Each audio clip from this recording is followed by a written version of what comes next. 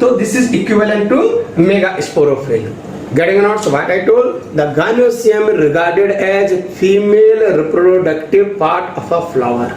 The unit of gynoecium, that is called carpel or pistil. Why we are using this term unit? जिसे हमने बात की थी androecium. तो एंड्रोसियम की यूनिट की बात हुई थी स्टैमिन. आप कभी ऐसा टर्म यूज नहीं करते कि मोनोगाइनोसियम, बाइगाइनोसियम, मल्टीगाइनोसियम.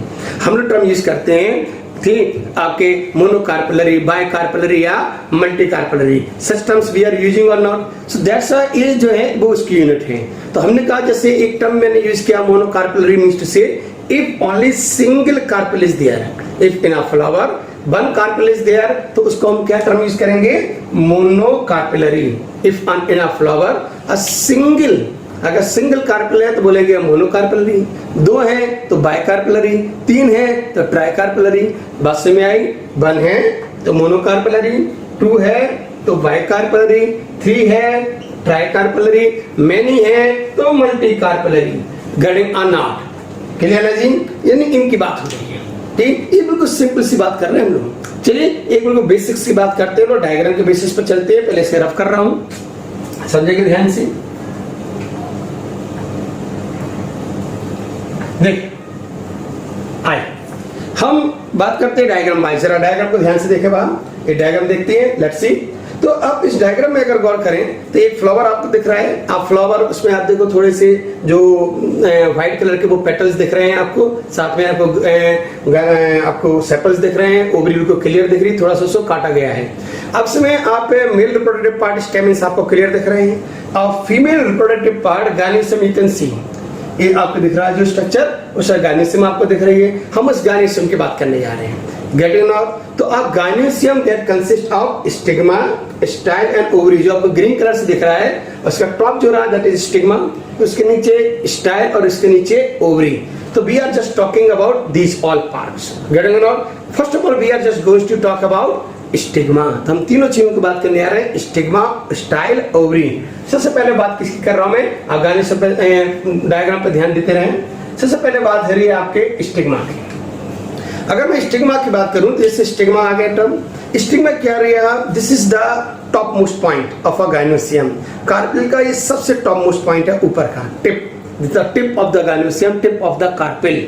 ये जो टिप है स्टिग्मा बेटा, it is a platform. This is the platform, ठीक, where a pollen grain will land. जहां पर pollen grain after pollination reach. Getting? This is the platform for the pollen grain. ठीक, after pollination it will reach here. This is stigma. Stigma it can be sticky, it can be feathery.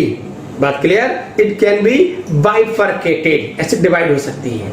Stigma it can be sticky, it can be feathery. इनके सब anemophilous plant, जो anemophilous plant है आपके those आपके flowers in which pollinations occurring with the help of air, जिनमें air के through pollinations होता है उन्हें बोलते हैं एनिमोफिलस. बात क्लियर? तो इनके जो एनिमोफिलस प्लांट उनका करेक्टर होता है कि स्टिग्मा कैसे होना चाहिए? फेदरी, थोड़ा सा फेदरी हो.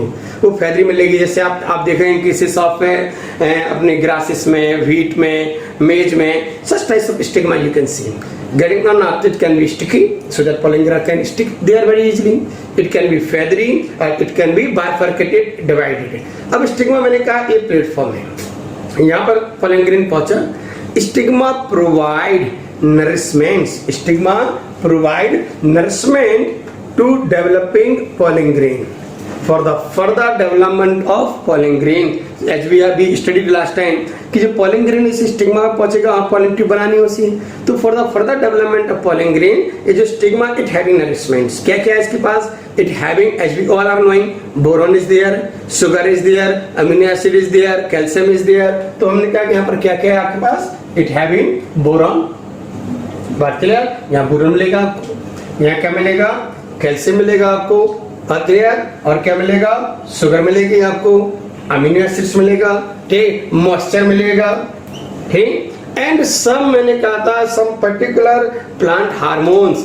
जो हार्मोन प्लांट हार्मोन्स हैं, जैसे हमने लास्ट टाइम बात हुई थी auxin and gibberellin, they are responsible to stimulate the development of pollen tube. With the help of all these, यहाँ पर जो आपका पॉलन ग्रेन है, when it reach it starts to germinate, starts to form pollen tube. Grain यानी stigma का इतना सा काम है। So formation of pollen grain we discuss, formation of pollen grain inside the microsporangium, formation of pollen grain inside the microsporangium वो in situ था, while the further development of pollen grain on stigma ये क्या है आपका, this is in vivo, कौन सा term आपने use किया, in vivo getting on now, clear. एक इन विवो वाला डेवलपमेंट यानी हमारी बात हो गई स्टिग्मा से। I am going to rub, अब डायग्राम क्लियर देखेंगे। देखिए तो ये रहा आपका सने डायग्राम, देखें आप फिर से। तो इनकी सब डायग्राम आप देखें, यानी स्टिग्मा की बात हो गई हमारी। स्टिग्मा के बाद आपको ये लॉन्ग ट्यूब लाइक स्ट्रक्चर दिख रहा है, a long cylindrical narrow tube like structure is there, that is called style. क्या बोलते हैं उसे हम, दिस इज कॉल्ड बेटा, इसे बोलते हैं हम स्टाइल, है ना, स्टाइल में रहने का। तो एक उसी की बात हो रही है, दिस इज कॉल्ड स्टाइल। तो what is style, this is a long, कोई elongated narrow a tube like structures through which pollen tube will travel and will reach to ovule to fertilize egg, is it or not, is coming यानी जो pollen tubes है, pollen tube this is a narrow a tube long a tube like structures through which pollen tube will travel towards the ovule। इतनी बात clear. अब जो style की जब बात हो ही रही है, स्टाइल कैसे हो सकती है, स्टाइल कैन बी हॉलो और इट कैन बी सॉलिड।